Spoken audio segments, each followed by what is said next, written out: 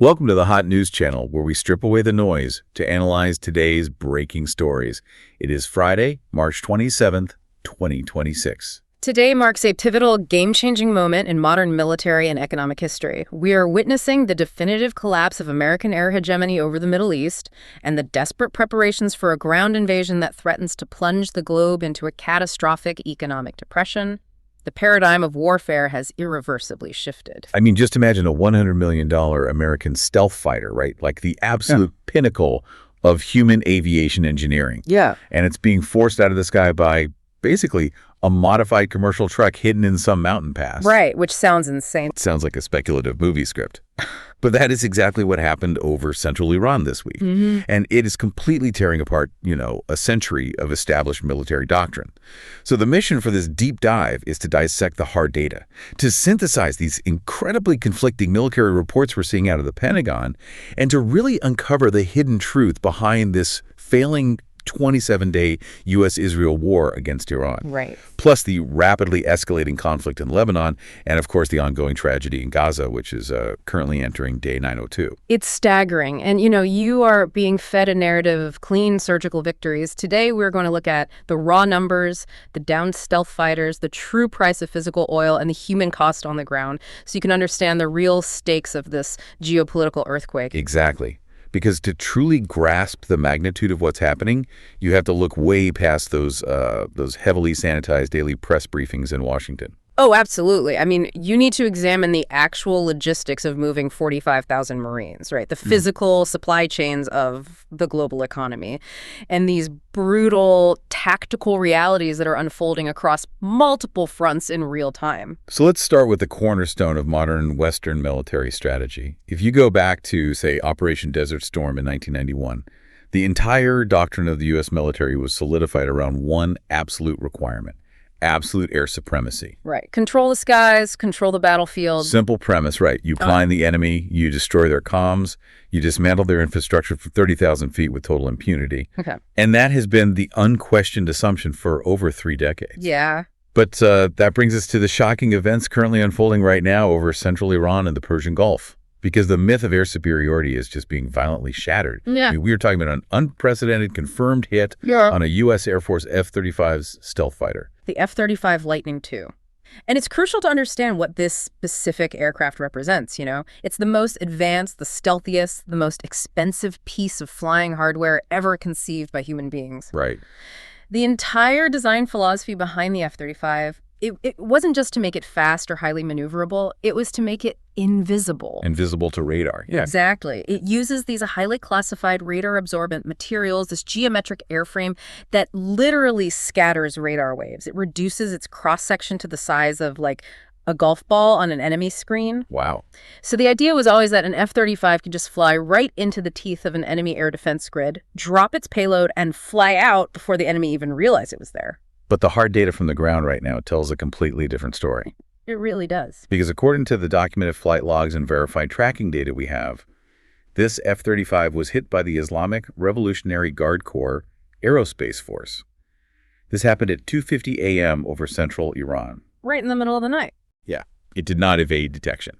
And look, this isn't an isolated incident either. We also have the detailed downing of an F-18 Hornet over the southeastern port city of Chabahar. Right. And if we look backward some of the previous heavily suppressed losses in this conflict, there are reports of 3 F-15 Strike Eagles being hit by Kuwaitis, and at least a dozen MQ-9 Reaper drones, which are, the absolute backbone of American aerial surveillance, just entirely destroyed. And this forces us to ask a really critical question, right? What exactly is taking these multi-million-dollar airframes out of the sky? Yeah. Because the assumption in Western war colleges has always been that a stealth fighter would really only be threatened by this massive multi-billion-dollar anti-aircraft umbrella. Like a Russian S-400 or something? Exactly. Something with gigantic radar dishes and command centers that just light up the electromagnetic spectrum like a Christmas tree. But that is not what's happening here at all. No, it's a completely different mechanism. The data shows Iran's deployment of these overlapping, highly integrated air defense systems that are heavily reliant on man-pads, so man-portable air defense systems. Right. And we are talking about a full generational spectrum of weaponry here. They're using older legacy systems like the Soviet-era Strela, but they're also deploying highly advanced newer Russian systems like the Verba and the Igla alongside their own domestic Iranian systems like the Misa. Yeah. And here's the detail that truly, I think, breaks the conventional military paradigm. They were using what's known as the Midas system, which is literally mounted on the back of a modified commercial Toyota truck chassis. It's wild, and the physics of how these specific systems operate is fascinating, and it's totally vital to understanding the failure of this air campaign. Because according to the analysis by Andrei Martyanov, these systems, particularly the modern manpads and the truck-mounted variants, they don't always aim for a kinetic, explosive kill. Right. Not in the way a Hollywood movie portrays it, anyway. So they aren't just like slamming into the nose of the plane and turning it into a giant fireball. Exactly. No, they utilize highly sensitive infrared and electro-optical guidance systems. So the missile's homing device, it isn't relying on radar reflection at all. It is locking onto the most intense thermal signature it can find. The heat. Right. And naturally, that is the exhaust nozzle of a jet engine burning aviation fuel at thousands of degrees. Wow. So the F-35 might be invisible to radar, sure, but its engines still produce massive amounts of heat. When the missile reaches proximity to that heat source, it detonates. It doesn't vaporize the aircraft. Instead, it uses a fragmentation warhead to send this massive, high-velocity blast of shrapnel directly into the rear fuselage and the engine turbine blades. Oh, man. Yeah, it just shreds the critical internal hydraulic systems, the fuel lines, all that complex avionics wiring. Which fundamentally disables the aircraft. Yeah. Because, I mean, an F-18 or an F-35, it's a precision instrument. It is not a heavily armored A-10 Warthog flying low to the ground, designed with those redundant titanium bathtubs around the pilot to absorb ground fire. Right, it's not built for that. An F-35 is not built to take a face full of high-velocity shrapnel to its engine and just keep flying. The plane is critically damaged, it immediately loses thrust or control, and it either limps away for an emergency landing or, as was the case off the coast of Chabahar, it just crashes directly into the ocean. And the strategic problem for the United States here is that this Iranian defense network completely neutralizes the standard American playbook for suppressing enemy air defenses, which leads us to the real hidden truth of this entire air campaign. Yeah. Iran does not use a Western-style centralized umbrella defense. They aren't relying on a handful of massive, highly visible radar installations that an American electronic warfare plane can just target with anti-radiation missiles and, blind the entire country in an afternoon. Right. They use a decentralized grid. Precisely. They use overlapping ambush-style integrated air defense grids. It is deeply asymmetric. So an American fighter jet might fly into what its instruments say is completely clear airspace. There are no radar pings. There's no active scanning. Just dead silence. Dead silence. But suddenly, they are locked onto by multiple hidden passive indigenous systems firing from the backs of those modified trucks we talked about. Right. Or from the shoulders of infantrymen camouflaged deep within this mountainous, rugged terrain. Because these systems are passive, meaning they're just looking for heat rather than broadcasting a radar signal, the pilot gets almost zero warning until the missile is already off the rail. Okay, wait, I have to stop you there and push back on this narrative a bit. Sure. Because if you read the official press releases coming out of Washington right now, CENTCOM completely and categorically denies that any F-18 was downed. I mean, they're holding press conferences claiming that U.S. air superiority over the region remains absolutely intact. So how do we square their official brief with these visual reports? Are we just looking at like a few isolated lucky shots by the Iranians, or is this a genuine systemic failure of American stealth technology that the Pentagon is actively covering up? Well, look, if we evaluate the historical behavior of military institutions during active conflicts, official denials of catastrophic losses are pretty much standard operating procedure. Yeah, fair enough. It's information warfare, right? Yeah. Designed to maintain domestic morale and project strength to allies. However, the visual evidence circulating outside of traditional channels, the leaked infrared tracking imagery, and most importantly, the sheer undeniable volume of lost or damaged multi-million-dollar airframes. It indicates a profound systemic vulnerability. Wow. The Pentagon is actively trying to hide from the public that their multi-billion-dollar investments in stealth and electronic warfare jamming capabilities are simply not rendering these jets invisible to Iranian infrared and electro-optical targeting. Yeah. And when a $100 million stealth fighter is forced to frantically dump thermal flares and take aggressive, evasive action against an indigenous defense system built for a fraction of the cost, the operational tempo of the air campaign collapses. You just cannot run sustained bombing sorties if your pilots are constantly playing defense against an invisible, decentralized grid. Which perfectly explains the next massive and, quite frankly, terrifying development in this conflict. Yeah, the pivot. Exactly, because the air power is failing to force an Iranian capitulation because that shock and awe campaign from the sky has fundamentally broken down. The Pentagon is now pivoting, and they're looking at an incredibly risky final blow option because they can't win in the air. They're pivoting to a massive ground invasion. It is a strategic pivot born of sheer, unadulterated desperation. Let's look at the hard numbers regarding this ground invasion trap, because the logistics here are staggering. We are currently tracking the deployment of 2,000 elite paratroopers from the 82nd Airborne Division, alongside 45,000 United States Marines currently en route to the region. 45,000. Yeah. And the naval vessels involved in this massive armada include the USS Tripoli and the USS Boxer. Now, according to the analysis by Axios, the Pentagon has laid out 4 potential final blow options to their commanders. Right. They were looking at invading Karg Island, which is Iran's primary oil export hub, or taking Larak Island, or seizing Abu Musa, or the Greater and Lesser Tums. And we really have to look at the severe geographical and tactical reality of that primary target, Karg Island, because it is not some empty, barren rock in the ocean just waiting to be occupied. Definitely not.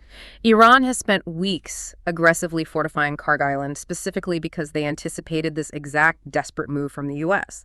They've deployed dense fields of anti-personnel mines across all the viable landing beaches, and those are integrated with anti-armor mines to destroy incoming vehicles. Right. Furthermore, they have entrenched heavy deployments of the exact same man pads and truck-mounted defense systems we just discussed all over the island. So you are literally sending tens of thousands of infantry and Marines into a prepared, multi-layered meat grinder. Well, according to the analysis by Willie OAM, who's a former infantry soldier who has actually modeled the operational realities of this kind of assault, this represents a logistical nightmare of epic proportions. Why is that?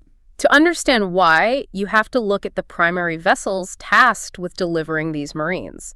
Take the USS Tripoli, for instance. Right, the America-class amphibious assault ship. Yes, but it has a critical, fatal flaw for this specific type of opposed landing mission. The Tripoli was designed without a well deck. Okay, let's break that down for people. Yeah. Why does a missing well deck matter so much to a Marine trying to take a beach? Right. So a well deck is essentially a flooded lower level of an amphibious ship. It allows heavy landing craft like surface boats, heavily armored hovercraft, to drive right out of the back of the ship directly onto the water. Oh. Yeah, and they're carrying main battle tanks, heavy artillery, massive waves of troops right onto a beachhead. But the designers of the Tripoli made a really controversial decision to omit the well deck in order to increase aviation fuel storage and hangar space for F-35s. Oh man, so they optimized the ship for the exact air superiority doctrine that has just failed them? Exactly. It's incredible. And because the Tripoli lacks this well deck, it cannot insert heavy armor or large concentrated numbers of troops via protected surface craft. It means the invasion forces must be inserted almost entirely via vertical lift. Vertical lift, meaning helicopters and those tilt-rotor V-22 Ospreys. Exactly. And an Osprey transitioning from forward flight into a vertical hover to drop troops. It is perhaps the most vulnerable aircraft in the modern military arsenal. Because it's slow. It's massive, it's slow-moving, and it's basically an unarmored sitting duck. So imagine trying to land wave after wave of helicopters, each packed with 20 or 30 Marines, onto an island that is literally bristling with infrared-guided anti-aircraft missiles, fiber optic drones, and heavily entrenched infantry with heavy machine guns. It's a bloodbath. You are talking about casualty rates in the opening hours of the operation that completely defy modern American military sensibilities. In fact, according to the analysis by Douglas McGregor and Mark Sloboda, an invasion of Karg Island under these conditions would result in a Gallipoli-level disaster. Gallipoli. I mean, for those who know their World War I history, that is one of the darkest comparisons you could possibly make. Yeah. The Allied forces tried to launch an amphibious assault on the Gallipoli Peninsula. They were immediately pinned down on the beaches by deeply entrenched Ottoman defenders who had the high ground, and they suffered catastrophic, generation-defining losses before eventually having to retreat. That is a heavy, heavy historical comparison to make. It is an entirely apt one, though. The tactical advantage here is entirely with the defender. The U.S. forces would be fighting a highly motivated, entrenched enemy on their home territory, utilizing an insertion method that absolutely maximizes American vulnerability. But let's look at the strategic leverage for a second. Why take the risk at all? Kharg Island handles roughly 90% of Iran's entire crude oil export capacity. Doesn't the U.S. fundamentally have to seize it? That's the argument, yeah. Right, like if the Pentagon takes Kharg Island, don't they gain the ultimate leverage to break the Iranian economy and force them to reopen the Strait of Hormuz? That is the exact assumption driving the policy in Washington right now, but it is a fatally flawed assumption built on a total misunderstanding of Iranian strategic depth. Seizing Kharg Island does absolutely nothing to secure the Strait of Hormuz. Really? The strait is bordered by over 1,000 kilometers of rugged Iranian coastline. Even if you endure the massive casualties required to hold Kharg Island, you are now occupying a tiny patch of land surrounded entirely by hostile territory. Right. Your supply lines are stretched across an ocean while the enemy is operating from their own mainland, just miles away. You are exposed 360 degrees. And what about the actual oil infrastructure on the island? If the U.S. controls the terminals, they control the oil, right? This raises an incredibly important question about Iranian resolve and asymmetric warfare. Iran has stated repeatedly and demonstrated through their actions that they would rather accept the complete destruction of their own facilities than capitulate to Western demands. So they'd blow it up themselves. If the U.S. military successfully lands on Kharg Island, Iran will almost certainly target the island's oil infrastructure themselves. They will unleash barrages of ballistic missiles and drone swarms from the mainland to deny the asset to the Americans. They will intentionally draw the U.S. into an unwinnable, grueling war of attrition, bogging down tens of thousands of American troops in a permanent, fiery state of siege. And meanwhile, the core objective, the Strait of Hormuz, remains completely impassable, because Iranian anti-ship missiles and drones are still firing with absolute impunity from hidden silos along that 1,000-kilometer mainland coast. So the military objective of taking the island doesn't even solve the primary geopolitical problem anyway. Exactly. Which brings us to the real, undeniable hidden truth here. The true motivation behind this desperate, wildly risky ground invasion isn't just about establishing military dominance or projecting power. It is blind, unadulterated panic. Pure panic. It's sheer panic in the halls of Western power over a rapidly collapsing global economy caused directly by the closure of the Strait of Hormuz. The economic reality is the core of this entire crisis. Everything else is just a reaction to it. Let's do a hard data check for you listening at home, because the numbers here dictate the survival of the modern world. The Strait of Hormuz is the jugular vein of the global economy. It handles 20% of the world's daily oil consumption. It also handles 20% of the world's liquefied natural gas, or LNG. If you pinch that vein, the global factory floor suffocates in a matter of days. Right now, the financial markets in New York and London are doing everything they possibly can to manipulate paper futures and hide the reality of this shortage. Right. But if you look at the actual physical price of oil, the crude oil you actually put in a steel barrel and load onto a tanker, it has surged to an unimaginable $170 per barrel. And the downstream cascading effects of that price shock are immediate and devastating across every sector of the economy. We are seeing gasoline reaching $8.75 per gallon in Los Angeles right now. Yeah. Diesel fuel, which is the lifeblood of the commercial trucking industry that stocks every grocery store in the country, is sitting at $7 per gallon. It's unbelievable. And this isn't just about fuel for cars either. The entire global industrial supply chain is experiencing asynchronous total collapse. Major aluminum smelters are shutting down globally. Because of the energy costs. Right. Aluminum smelting requires staggering, continuous amounts of electrical energy. At these hydrocarbon prices, it literally costs more to power the smelter than the aluminum is worth, so they just turn off the machines. Wow. We're seeing severe global shortages of helium. Right. Why does that matter? Helium is absolutely vital for the supercooling processes required to manufacture advanced microchips, and is required to run MRI machines in hospitals. We are seeing critical shortages of sulfuric acid, which is the foundational chemical required for global fertilizer manufacturing. No sulfuric acid means no fertilizer. No fertilizer means massive crop failures. And the interconnectedness of modern industry means you just cannot isolate a shock of this magnitude. Yeah. According to the analysis by Senator Mark Warner and Alastair Crooke, the structural damage being done to Western economies is rapidly nearing a catastrophic, irreversible tipping point. Right. We are not just talking about entering a standard cyclical recession here. They are actively warning of a systemic crisis that could be worse than the Great Depression if the Strait of Hormuz remains closed for even a few more weeks. That's a terrifying thought. You simply cannot run a modern high-tech industrial economy without massive, cheap, uninterrupted flows of physical hydrocarbons, regardless of what the paper futures markets say on a Bloomberg terminal. And there's an even deeper, permanent systemic shift happening right beneath the surface of these high prices, too. The fundamental architecture of global finance is cracking. Yes. According to the analysis by Andrei Martyanov, what we are witnessing right now in real time marks the definitive end of the petrodollar system. Let's contextualize that for a moment. Yeah. The petrodollar system, established in the 1970s, is the arrangement where global oil is exclusively priced and traded in U.S. dollars. Right. This guarantees perpetual global demand for U.S. currency, which allows the United States to run massive deficits and project immense financial power globally through sanctions. Exactly. It is the absolute bedrock of American unipolar dominance. But because of this crisis and the weaponization of the dollar that preceded it, sovereign nations are rapidly adapting just to survive. They cannot afford to let their economies die waiting for the U.S. to secure the strait. So what are they doing?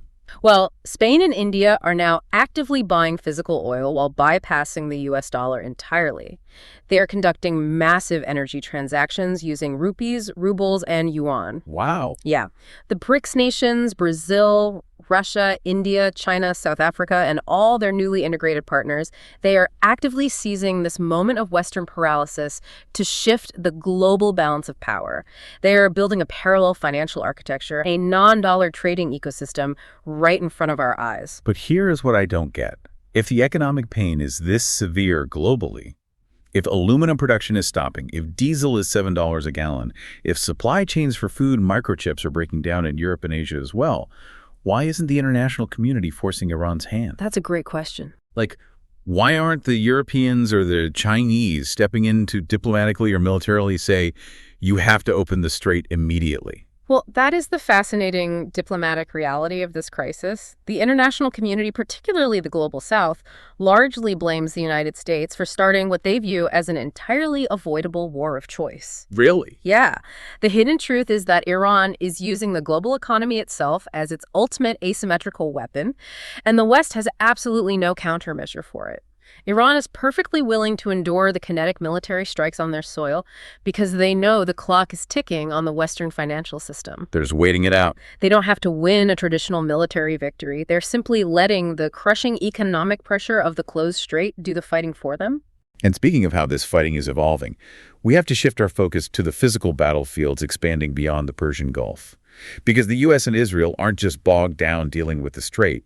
This conflict is exploding across multiple highly coordinated fronts, and it is completely overwhelming traditional conventional defenses. It really is. Let's look at the multi-front war, specifically focusing on the escalating situation in Lebanon and the profound technological leveling taking place on the ground right now. This theater of the conflict is where conventional military metrics, comparing troop numbers, defense budgets, and heavy armor completely fall apart. Right. Let's look at the hard data coming out of Lebanon. We're now on day 24 of Hezbollah's intense defense of South Lebanon against the Israeli ground annexation plan.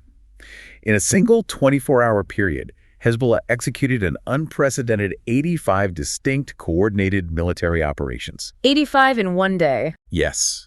The sheer volume of Israeli equipment destroyed in that window is staggering. We are talking about 21 Israeli Merkava main battle tanks. These tanks cost roughly $6 million each. Yeah. They also destroyed 3 D9 armored bulldozers, which are heavily modified for urban combat, and 2 armored Humvees. And we need to look at exactly how these operations are being conducted, because it reveals a level of tactical sophistication that conventional armies are really struggling to counter right now. The details of the ambush on the Taiba-Kantar axis are practically textbook. This was an operation launched against the Israeli 7th Armored Brigade. The Israelis were cautious. They sent a remote-controlled, uncrewed D9 bulldozer forward to probe Hezbollah's defense lines, hoping to trigger mines or draw anti-tank fire. Right, a probe. But Hezbollah spotters in the hills saw it, and they maintained absolute fire discipline. They let the remote bulldozer pass completely unmolested to create a false sense of security for the main column. A classic, disciplined guerrilla tactic. You never reveal your position for the probe. You draw the main high-value force deep into the kill zone. Exactly. So at 6:50 p.m., as the sun was setting, the full armored column of Merkava tanks and D9 bulldozers rolled forward in single file along this narrow axis. Hezbollah operators waited until every single vehicle was fully inside the designated kill zone. Then, synchronized guided missiles slammed into the dead center of the column, instantly taking out 4 Merkava tanks and a D9 bulldozer. Unbelievable. This explicitly cut the column in half. It trapped the vehicles in the front and blocked the vehicles in the rear. The rear platoon of Israeli tanks immediately tried to pop thermal smoke grenades to camouflage themselves from further targeting, but the missiles found them through the smoke anyway. And this is where we have to discuss why those missiles found them and why the vaunted defensive systems of these tanks utterly failed. Because the Merkava is famous for its trophy active protection system. It uses radar to detect incoming projectiles and fires explosive countermeasures to destroy them before they hit the armor. Right. But the technological leveling occurring here is profound. We have to discuss the introduction and mass use of fiber optic FPV first-person view drones. Right, and these exact types of drones were also recently seen striking an American Black Hawk helicopter hovering over Victoria Base in Baghdad. Right. And to understand why this specific technology is an absolute nightmare for a conventional high-tech military, you have to understand the physics of how it operates. Standard radio-controlled drones rely on wireless radio frequency signals to connect the pilot's controller to the drone. Sure. Western militaries have spent billions of dollars developing sophisticated electronic warfare systems, these jamming domes that blast the electromagnetic spectrum with noise. They scramble those wireless signals and cause standard drones to just drop out of the sky. Right. But a fiber optic drone completely bypasses this. It literally unspools a physical hair-thin glass wire from its chassis as it flies. So there is an actual physical tether connecting the operator hiding in a tunnel to the drone flying through the air. Yes. The high-definition video feed from the drone's camera and the steering commands from the operator travel down that physical glass wire at the speed of light. Because it is a closed loop, it emits absolutely zero radio frequency. Wow. It is completely invisible to electronic warfare sensors. It cannot be jammed, spoofed, or disconnected by the billions of dollars the U.S. and Israel have invested in those high-tech defense domes. Right. Furthermore, because they fly so low to the ground and can be manually navigated through complex urban terrain or forests, they completely avoid the radar gating that systems like Trophy rely on. That is wild. It completely negates the technological advantage of the conventional army. The drone pilot flies with total impunity, visually identifies the weakest point in the tank's armor, often the top turret or the engine compartment, and just flies the explosive charge right into it. Well, according to the analysis by Elon Levy, the official Israeli position claims they are winning the northern front. They claim they are successfully resupplying their forces and inflicting massive, disproportionate damage on Hezbollah infrastructure. Right. But the reality on the ground, the deeply documented, visually verified losses of heavy armor, shows a highly sophisticated, deeply entrenched, tunnel-based drone swarm strategy implemented by the axis of resistance that is just bleeding the advancing forces dry. And this raises the ultimate defining question of this entire geopolitical shift: the brutal mathematics of financial attrition. Right. Like, can a decentralized militia operating out of tunnels and using commercial off-the-shelf parts truly hold off 5 highly trained divisions of a top-tier state military indefinitely?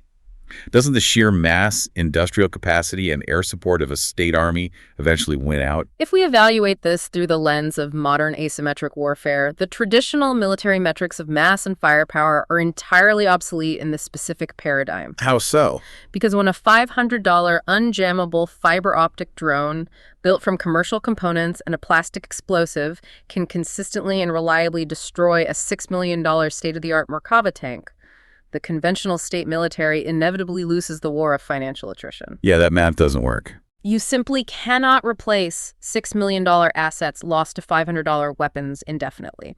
The math fundamentally breaks the empire. The resistance force does not have to defeat the state army in a pitched set-piece battle. They just have to steadily bankrupt the political will, the industrial supply chain, and the national treasury required to sustain the occupation. And as we discuss these high-level geopolitical maneuvers, the failure of stealth technology, and the brutal mathematics of drone warfare, we have to solemnly remind ourselves that this massive, multi-front regional conflagration was ignited by and remains inextricably tethered to the ongoing and brutal reality in Gaza and the West Bank. Yeah. This is the epicenter of the earthquake. We're now entering day 902 in Gaza. It is the foundational wound driving the entire regional dynamic. Before we dive into the data here, it is vital to state clearly. We are presenting the documented findings from the ground, from verified journalists, medical professionals, and international human rights bodies. We are imparting this without taking a political side. Right. The data is incredibly grim, and it fundamentally contradicts the official diplomatic narratives. Since the so-called ceasefire began, 690 Palestinians have been killed. The continuous death toll clearly demonstrates that the term ceasefire is a diplomatic fiction that does not match the violent reality on the ground. No, it doesn't at all. And to understand the human reality behind that massive number, we have to look at specific, deeply documented cases. Right. We have this specific harrowing case of 21-month-old Jawad Abu Nasser from central Gaza. Yeah. According to the corroborated reports, this toddler was detained alongside his father, Osama, near what the military designates as the yellow line, the fluctuating boundary of the so-called safe zones. Osama had simply taken his son out to try and buy sweets ahead of the Eid holiday.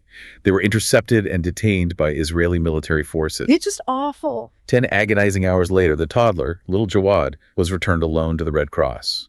He was wrapped in a silver thermal emergency blanket. And the medical documentation of his physical condition upon return is what really demands our attention here. Yes. When his mother removed his clothes at the medical tent, attending physicians and photographic evidence confirmed severe, inexplicable injuries. A 21-month-old child bore wounds consistent with sharp objects, showing both clear entry and exit points on his calf. A toddler. A toddler. Furthermore, he bore a mark that multiple medical professionals confirmed were entirely consistent with deliberate cigarette burns around and behind his knees. His father, Osama, remains disappeared in detention, with absolutely no information provided to the devastated family. This is a profoundly disturbing incident, and it requires us to look at the broader systemic evaluations currently being conducted by international legal observers to understand if this is an anomaly or a pattern. Right. We have to look directly at the comprehensive report recently presented by UN Special Rapporteur Francesca Albanese. She presented an extensive brief to the UN Human Rights Council regarding the systematic, institutionalized use of torture within the detention system. In her report, she didn't just point to rogue soldiers. She specifically named senior Israeli government officials, including Itamar Ben-Gvir and Bezalel Smotrich, as primary figures directly involved in shaping the systemic policies that enabled and encouraged this widespread abuse. Her report details a terrifyingly broad spectrum of violence occurring systematically in the detention centers. The institutionalized use of waterboarding, prolonged stress positions, severe and sustained beatings, and the weaponization of military dogs against detainees. And this violence extends far beyond the borders of Gaza, too. We are seeing extensively documented reports of ongoing, highly organized settler pogroms occurring throughout the West Bank. Right. In a span of just 4 days, there were 11 distinct waves of coordinated attacks targeting 24 different Palestinian villages in areas like Nablus and Silwan. This resulted in dozens of civilian homes, agricultural lands, and vehicles being torched while military forces stood by. Furthermore, we have the deeply concerning abduction and reported torture of highly respected medical professionals, such as pediatrician Dr. Hussam Abu Safia, the director of Kamal Adwan Hospital in northern Gaza, who has been held in undisclosed detention since December 2024. To understand the strategic intent behind this broad spectrum of violence, we turn to the analysis by Assam al-Nabi, a prominent journalist and engineer reporting from within Gaza. According to his analysis, the catastrophic physical destruction of the infrastructure is intentionally matched and perhaps even superseded by a campaign of calculated psychological torture designed to permanently break the civilian population. Right. He points specifically to the constant, unpredictable shifting of that yellow line, the designated safe zones. Yeah, he documented his own family's harrowing experience, where the military constantly moves the boundary line arbitrarily closer to their temporary shelter, day by day, constantly keeping them under the imminent, paralyzing threat of a military sweep. Exactly. It is a deliberate tactic of psychological warfare designed to exhaust the population 24 hours a day, 7 days a week. You can never rest. You can never establish a routine. You can never feel even a baseline level of security. Wow. And this on-the-ground reality aligns perfectly with Francesca Albanese's overarching conclusion in her UN report. The targeted destruction of health infrastructure, the abduction of key community pillars like Dr. Abu Safia, and the systemic, horrific use of abuse against detainees, even extending to toddlers like Jawad, is not just a tragic series of isolated, rogue incidents in the fog of war. It's strategic. It is a highly coordinated, strategic attempt to fundamentally fracture the psychological integrity and erode the collective resilience of the Palestinian people. It is a deliberate methodology aimed at destroying their capacity to survive as a cohesive community. It is a devastating generational reality unfolding on the ground. And, when we zoom out and connect these massive strategic failures, the collapse of air superiority in the Gulf, the absolute economic panic rippling through global supply chains as the strait remains closed, the hemorrhage of heavy armor in Lebanon, and the ongoing, unending humanitarian nightmare in Gaza. Yeah. It all feeds back directly to the absolute, paralyzing political chaos currently gripping Washington, D.C. The consequences of these intersecting failures are culminating in a profound crisis of leadership in the capital. Let's look at the facts regarding the frantic search for a political off-ramp right now. The ultimatums coming from the White House are constantly shifting, projecting weakness rather than strength. Right. Donald Trump initially went on television and gave a hard, uncompromising 48-hour deadline for Iran to reopen the Strait of Hormuz. When that deadline passed with absolutely no compliance from Tehran and zero military enforcement from the Pentagon, it was quietly and embarrassingly pushed to a 5-day deadline. A geopolitical deadline issued by a superpower without the means or the will to enforce it is nothing more than a desperate plea. Exactly. And now the rhetoric has detached from reality entirely. Trump is demanding that Iran pay the United States $2 billion a day as a penalty to reopen the strait, while simultaneously claiming in public statements that the Iranian military has been completely decimated and that they are begging the U.S. for a ceasefire deal. Which logically contradicts the undeniable reality of the global economy grinding to a halt.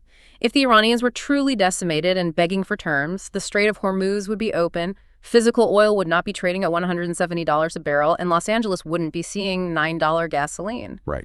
The rhetoric is designed purely for domestic consumption, completely divorced from the material reality of the conflict. And the internal contradictions of U.S. policy are fueling intense domestic backlash. According to the analysis by Senator Mark Warner, the administration has inadvertently funded the very enemies it is currently fighting through incredibly short-sighted policy decisions leading up to this crisis. Yeah, the oil sanctions. Right. Warner publicly pointed out that by aggressively lifting Russian oil sanctions earlier in the year, the U.S. effectively provided an estimated $10 billion in windfall profits directly to Vladimir Putin's war machine.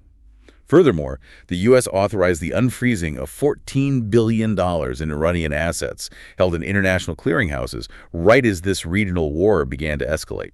So the administration effectively bankrolled the war chests of the exact nations they are now engaging in either direct or proxy conflicts with, providing them the financial cushion required to withstand current American pressure.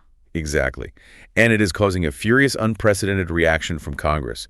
We have verified reports of Representative Mike Rogers, the powerful chair of the Armed Services Committee, literally storming out of a highly classified Pentagon briefing. Storming out. He was livid because the top generals absolutely refused to explain what the 6,000 deploying troops, the paratroopers and Marines we discussed earlier, are actually meant to do. They couldn't or wouldn't articulate a coherent, achievable mission objective for an invasion of heavily fortified Iranian islands. Because the Pentagon knows that a viable mission objective is likely unachievable at this stage. According to the analysis by Alexander Mercouris and Lieutenant Colonel Daniel Davis, the war's original, loudly stated objectives have unequivocally failed. Let's remind the listener exactly what those grand objectives were when this campaign started 27 days ago. The initial goals declared by Washington were total regime change in Tehran, the complete bunker-busting destruction of Iran's deeply buried nuclear sites, and the total neutralization of the Iranian Navy's ability to operate in the Gulf. 27 days later, none of those have been accomplished. The regime in Tehran is arguably more politically entrenched and unified against an external threat. The nuclear sites, buried deep inside mountainous terrain, remain entirely secure from the limited airstrikes, and the Iranian Navy, which doesn't rely on massive destroyers but consists largely of highly decentralized, fast attack speedboats and asymmetric drone assets, is currently successfully holding the entire global economy hostage by keeping the strait closed. So what is the political imperative for the administration now? If the military objectives are a proven failure, what is the strategy driving the continued escalation? At this point, the imperative is entirely optical. It is about domestic political survival. They must create the temporary illusion of a victory to escape profound historical political humiliation. They are looking for a way out, even if it means stringing together a highlight reel of explosions for the commander-in-chief. Curating 2-minute videos of airstrikes hitting empty warehouses or secondary targets to broadcast on evening news networks, making it look like tangible progress is happening, while the fundamental strategic reality of the closed strait rapidly deteriorates the global economy. Okay, then I have to ask the obvious question. If it is this blatantly obvious to the Armed Services Committee, to military analysts, and to anyone looking at the catastrophic price of diesel fuel that this is an unwinnable quagmire, why doesn't the administration just take the political hit, declare a hollow victory, say we taught them a lesson, and leave? Just pull the plug and bring the carriers home. It is a logical question, but it ignores the terrifying economic trap the United States has walked into. You cannot simply declare a PR victory and go home if the Strait of Hormuz remains closed behind you. If the U.S. military leaves the region without physically securing the reopening of that waterway, it means a permanent massive reduction in Western economic power.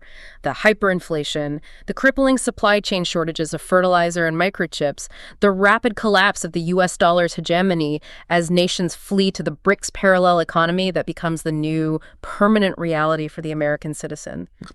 They are fundamentally trapped in a paradox of their own making. They don't have the military capability or the appetite for casualties to win the ground war to open the strait, but they cannot afford to leave until the strait is open. Which brings us to a chilling, paradigm-shifting implication for you to mull over as we wrap up this deep dive. Yeah. For the last century, global power, the wealth of nations, and the dictation of international law were determined by who controlled the skies with the most advanced fighter jets and who possessed the largest, most technologically advanced naval warships. But as we look at the blackened, scattered chassis of $100 million F-35s brought down by truck-mounted heat seekers, and the terrifying, unjammable efficiency of a physical glass wire attached to a cheap explosive drone completely destroying a $6 million tank, you have to ask yourself, are we witnessing the definitive, permanent end of superpower supremacy? Have the tools of asymmetric warfare become so profoundly democratized, so cheap to manufacture, and so widely available to non-state actors that a centralized high-tech empire can no longer impose its will on a decentralized world? It is the defining question of our era, and the answer currently unfolding challenges the very foundation of global geopolitics. And so, the one vital takeaway you need to remember for the rest of the week as you watch the news is this. The United States military is actively preparing for a massive, highly dangerous ground invasion, not from a position of overwhelming strategic strength, but out of sheer blinding economic desperation, attempting to solve an unwinnable 21st century asymmetric war using an obsolete 20th century strategy. If you found this analysis valuable, hit the plus or follow button on your podcast app and give us a like. Subscribe to the Hot News channel for more deep dives. Until we meet again. Goodbye.